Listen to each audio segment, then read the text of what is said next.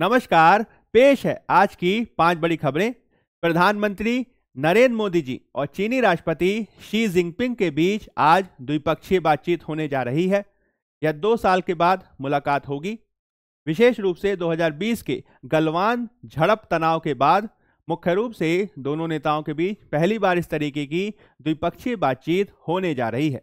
आपको ध्यान रखना है कि भारतीय प्रधानमंत्री जी ब्रिक्स की बैठक के लिए रूस के कजान शहर में हैं। इससे पहले उन्होंने रूसी राष्ट्रपति के साथ भी द्विपक्षीय वार्ता की है। दूसरी जो खबर है वह पुरस्कार के क्षेत्र में है। राष्ट्रपति जी के द्वारा नई दिल्ली में राष्ट्रीय जल पुरस्कार प्रदान किए गए। यह राष्ट्रीय जल पुरस्कारों का 5वां संस्करण है।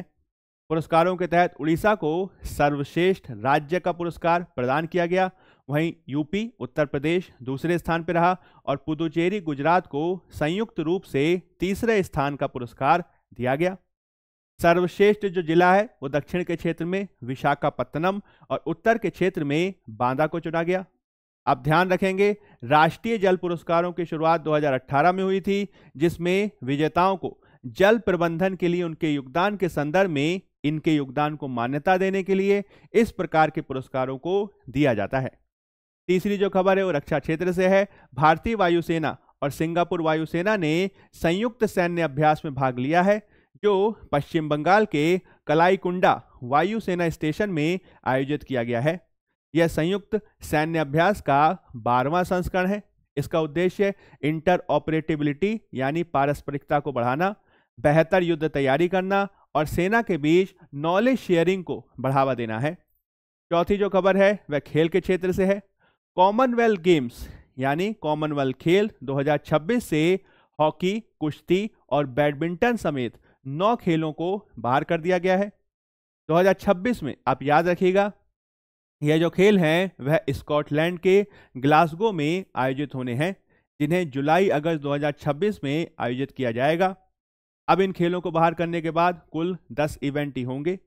इसमें यह बात महत्वपूर्ण है कि पहले यह खेल ऑस्ट्रेलिया में आयोजित होने वाले थे, बाद में ऑस्ट्रेलिया ने इससे इनकार कर दिया। बाद में इनको ग्लासगो स्कॉटलैंड में आयोजित करने की बात की गई। इसी वजह से संभवतः बजट में कमी की वजह से ही इन खेलों को बाहर किया गया है। हालांकि इससे नुकसान भारत को हो सकता है, क्योंकि भारत इन खेलों में सर्वाधिक मेडल जीतता आया है।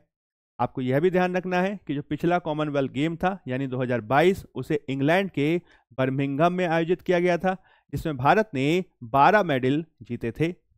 अंतिम खबर भी आपकी खेल से है। दीपिका कुमारी जी के द्वारा तीरंदाजी विश्व कप फाइनल 2024 में सिल्वर मेडल जीता गया है, जिन्होंने यह मेडल महिला रिकर्व कंपटीशन में जीता। फाइनल में उन्हें पीपल रिपब्लिक ऑफ चाइना की ली जियामिन के हाथों हार का सामना करना पड़ा। आप ये ध्यान रखेंगे कि यह आयोजन जो है वह मैक्सिको के टोआलक्सकाला में आयोजित किया गया था। धन्यवाद।